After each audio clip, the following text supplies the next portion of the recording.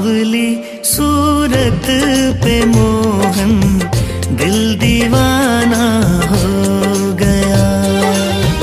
सांवली सूरत पे मोहन दिल दीवाना हो गया। दिल दीवाना हो गया मेरा, दिल दीवाना हो गया।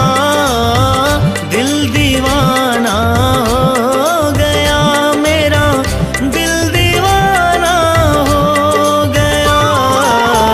सांवली सूरत पे मोहन दिल दीवाना हो गया।